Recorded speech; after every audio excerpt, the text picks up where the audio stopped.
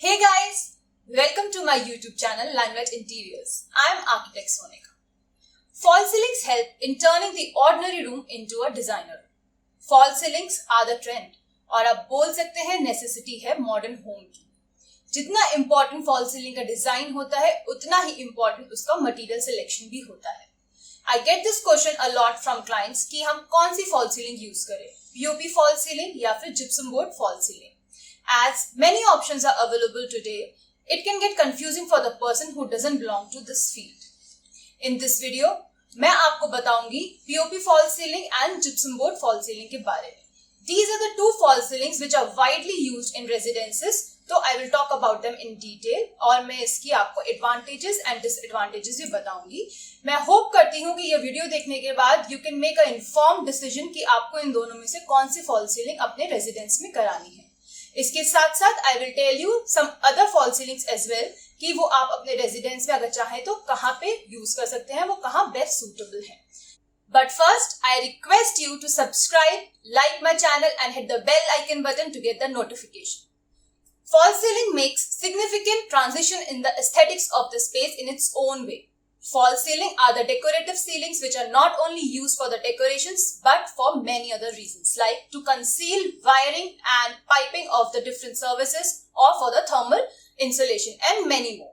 Space को सुंदर बनाने के साथ साथ ये आपको काफी advantages भी देता है. Let me know in the comment section if you want me to do a video on the advantages of the false ceiling.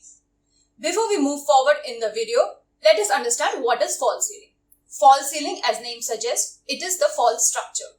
It is a secondary ceiling, एक छोटी ceiling which is hung from the true ceiling, जो कि आपकी primary ceiling होती है, with the help of the metal and wooden framework. True ceiling से मेरा मतलब है आपका roof structure, जो कि RCC slab होता है ज्यादातर. मैंने एक वीडियो false ceiling height कैसे decide करें उस पर भी करी हुई है, अगर आप चाहें तो उसे देख सकते हैं. I will put the link in the description box. Now, without further ado, let's dive into the video. POP false ceiling. POP is plaster of Paris.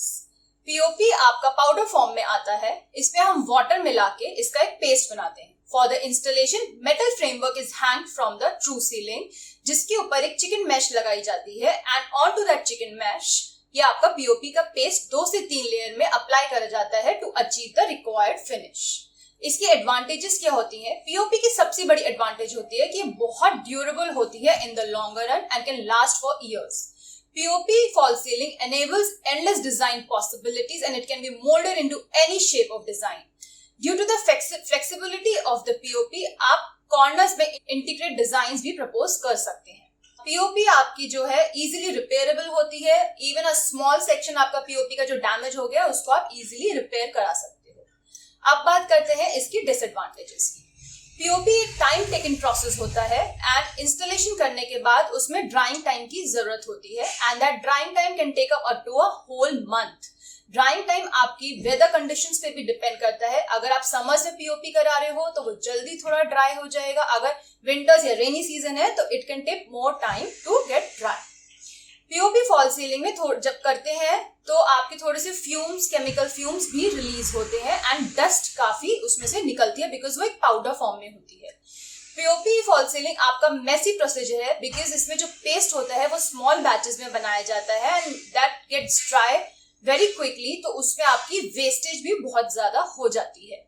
POP fall ceiling में सीमलेस फिनिश के लिए you need a skilled labour because इसकी जो consistency होती है quality की वो depend करती है आपका जो पेस्ट है उसके प्रोपोर्शंस पे. तो आपको एक एक्सपीरियंस्ड एंड स्किल्ड लेबर की जरूरत होती है POP फॉल सीलिंग के लिए. अब बात करते हैं जिप्सम बोर्ड फॉल सीलिंग की. जिप्सम बोर्ड फॉल सीलिंग आपकी प्री फैब्रिकेटेड फॉर्म में आती है. इसके जो बोर्ड्स होते हैं वो फैक्ट्री मेड होते हैं and these are available in various sizes 6 feet by 4 feet. इसके इंस्टॉलेशन के लिए आपका मेटल फ्रेमवर्क हैंग किया जाता है ट्रू सीलिंग में एंड उस मेटल फ्रेमवर्क पे आपके जो बोर्ड्स होते हैं वो डायरेक्टली स्क्रू कर दिए जाते हैं. दो जिप्सम बोर्ड के बीच का जो जॉइंट होता है उसको प्रॉपर्ली सील करना बहुत इंपॉर्टेंट होता है. अगर वो प्रॉपर्ली सील नहीं हुआ है तो देयर आर चांसेस कि ओवर द टाइम उसमें क्रैक्स डेवलप हो सकते हैं. अब बात करते हैं जिप्सम बोर्ड फॉल सीलिंग के एडवांटेजेस की. जिप्सम बोर्ड फॉल सीलिंग का बहुत ही फास्ट इंस्टॉलेशन होता है बिकॉज इसके जो बोर्ड्स होते हैं वो डायरेक्टली स्क्रू करे जाते हैं मेटल फ्रेमवर्क से. जिप्सम बोर्ड फॉल सीलिंग में जो क्वालिटी होती है वो कंसिस्टेंट रहती है फुल फॉल सीलिंग में, बिकॉज इसके जो बोर्ड्स होते हैं वो फैक्ट्री मेड होते हैं। स्किल आपकी जो लेबर है उस पर डिपेंड नहीं होती है, डिपेंडेंस उस पर नहीं होती है। अब बात करते हैं जिप्सम बोर्ड डिसएडवांटेजेस की। आपका जो जिप्सम बोर्ड होता है उसमें डिजाइन लिमिटेशन होती है, बिकॉज ये एक बोर्ड फॉर्म में आता है, so it can not be moulded into a desired shape. Complicated shapes में ये मोल्ड नहीं कर सकते हैं, बिकॉज इसकी नॉन फ्लेक्सिबिलिटी की वजह से आप कॉर्नर्स में भी अपना मन चाहा डिजाइन नहीं कर सकते हो, like mouldings and all, which we can do in POP fall ceiling. Gypsum board fall ceiling को रिपेयर करना बहुत ही टीडियस जॉब है, बिकॉज रिपेयरिंग के लिए इसको पूरा तोड़ना पड़ेगा, then only we can do the repairing of it. POP की तरह ही आपको जिप्सम बोर्ड में भी स्किल्ड लेबर की जरूरत पड़ती है, ताकि वो जॉइंट्स को अच्छे से सील करे, ताकि ओवर द टाइम आपका क्रैक्स डेवलप ना हो। जिप्सम बोर्ड फॉल सीलिंग आप अपने घर में कहीं पे भी यूज कर सकते हो, एक्सेप्ट द एरियाज जहां पे सीपेज का प्रॉब्लम है। वहां पर आप या तो फिर वाटरप्रूफ जिप्सम बोर्ड्स यूज करें, otherwise avoid to use gypsum board fall ceiling in those areas. इसमें एक बात का और ध्यान रखना पड़ता है कि इसमें फंगल ग्रोथ के चांसेस होते हैं, तो सीपेज वगैरह जहां पर है वहां पे आप यूज ना करें। मैं POP fall ceiling and gypsum board fall ceiling की समरी बना के डिस्क्रिप्शन बॉक्स में डाल दूंगी for the future references.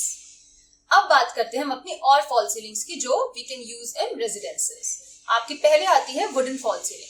Wooden fall ceiling हम रेजिडेंसेस में यूज करते हैं, बट आई वुड रिकमेंड आप जब भी वुडन फॉल सीलिंग यूज करें तो पूरे एरिया में ना यूज करके एक स्मॉलर सेक्शन में यूज करें, so that it doesn't look bulky. POP आपकी जो वुडन फॉल सीलिंग होती है वो थोड़ी एक्सपेंसिव फॉल सीलिंग होती है। इसके इंस्टॉलेशन के लिए सेम प्रोसीजर होता है। एक मेटल फ्रेमवर्क या वुडन फ्रेमवर्क आपका हैंग करा जाता है ट्रू फॉल सीलिंग पे, जिसपे आप प्लाईबोर्ड फिक्स करते हो, एंड प्लाईबोर्ड को हम फिनिश्ड करते हैं आइदर विद लैमिनेट और वेनियर, जैसी आपकी रिक्वायरमेंट होती है उसमें। अगर आप प्लाईबोर्ड नहीं करना चाहते हो हम डायरेक्टली वुड भी लगाते हैं, बट वुड लगाना और एक्सपेंसिव पड़ता है, बट जो वुड का फिनिश आता है that is incomparable to the plyboard finish. अब बात करते हैं आपकी दूसरी फॉल सीलिंग, जो की है आपकी पीवीसी फॉल सीलिंग।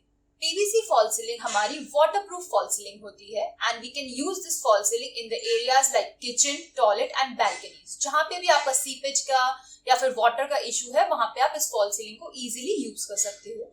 इसके इंस्टॉलेशन में आपके फ्रेमवर्क के नीचे पीवीसी के पैनल्स आते हैं, उनको इंटरलॉकिंग सिस्टम के थ्रू लगाया जाता है।